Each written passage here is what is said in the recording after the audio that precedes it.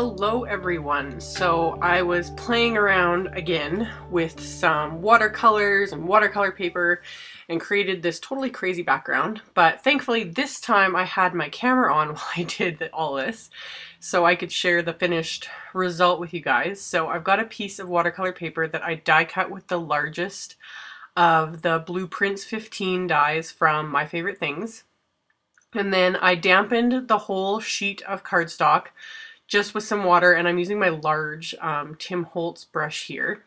So I got everything wet first, and then I'm just picking up some color with my Peerless watercolors. And if you haven't seen my other videos, I did a review on these to kind of just explain what they are. So I'm not going to get into detail on here. But yeah, I'm just picking up the color. I just chose kind of 4 colors that I really liked from the basics pack here. So this pink, a purple, kind of an aqua color, and a green. And yeah, totally experimenting. Now looking back on it, I probably should have got everything a little bit more wet and applied a little bit more color so that it would kind of blend a little bit better. But like I said, I was just playing around. I mostly just wanted to get the color down because what I wanted to try and do was create sort of a pattern or some texture with this MFT small brick wall stencil. So while everything was still really, really wet, I am laying the stencil right over top. And then I'm just going to tape it down just to kind of keep it in place. But I found even with taping it down, because you've got so much moisture there, the cardstock and the watercolor paper, is like starting to curl. And I really wanted to give it as much chance to get textured as possible. So I put my little container of baby wipes over it until it was dry. And then I came back to it later, and this is what ended up happening with it, which I thought was really cool. It just didn't completely kind of imprint on it, but it did enough that it created this neat little pattern. So I couldn't leave well enough alone, so I took my water brush again, just a different water brush, and dipped it in water and just kind of flicked little splatters of water all over, just to give it a little bit more texture here and there. And yeah, I totally didn't need to, but I did anyway. So, and then that I just dried with my heat tool and then set it aside. So to go with this crazy, super bright background, I'm using the new Pure Innocence Just the Way You Are stamp. And I'm coloring it in with Copic markers. So I stamped it onto a scrap of heavyweight Copic cardstock first. And then with MFT's hybrid ink, which I've already shown to everyone, like show how well it works with Copics and all that fun stuff. So stamped it, and then I'm just going to color her in with Copic markers, always starting with the skin. And then I'm going to go on and do her hair, and then the colors of her clothes are completely crazy bright fun. This was a really fun image to color, and I love how she's got little different socks and, you know, the funny little outfit and everything. It totally reminds me of my kids, especially my second oldest, who likes to dress like a little nut half the time, and it's just hilarious. So I'm going to just play a little bit of music here rather than go on and on about the colors I use. It's pretty self-explanatory. So yeah, I'm going to play a little bit of music, and I'll be back in a bit when I'm done coloring.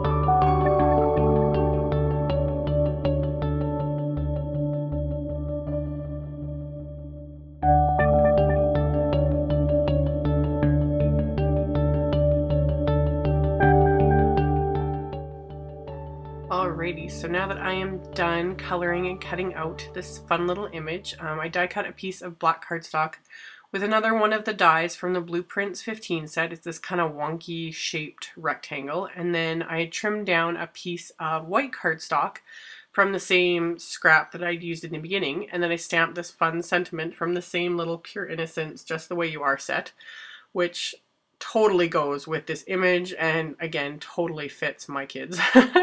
So I also die cut a little heart from some pink raspberry cardstock from MFT, and then I felt when I was brainstorming all of this that the main image kind of just was floating on that crazy fun background, so I trimmed down a piece of lightweight vellum, and purposely very lightweight. This is a 21-pound vellum, so that you can still see through it. You can still see that fun, crazy, colorful pattern I created, yet it just softens it just the teeniest bit to kind of make this work as a card, in my opinion. You don't need to do something like this, but I just felt it kind of helped finish it off a little more. So adhered everything, making sure not to apply any adhesive where there wasn't cardstock to hide it, because with vellum you can see the adhesive through it.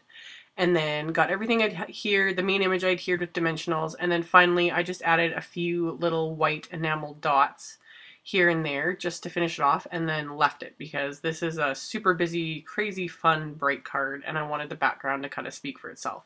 So I applied a ton of adhesive to the back, way more than I normally do, because this was, again, a watercolor piece. It was so warped.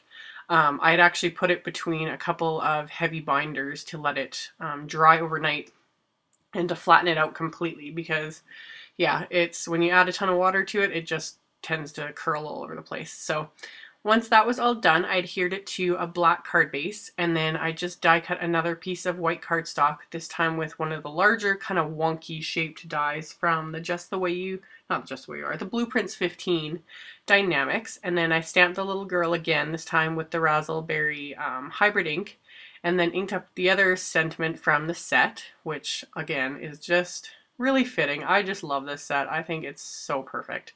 So applied a bit of adhesive, and I'm going to adhere that to the inside of the card so there's a space to write something, and then adhere another little die cut heart, and that's all there is to it. So there will be a link below to my blog post with links to the supplies used and more info and all that fun stuff. And thank you guys so much for watching, and I will see you all in the next video. Bye!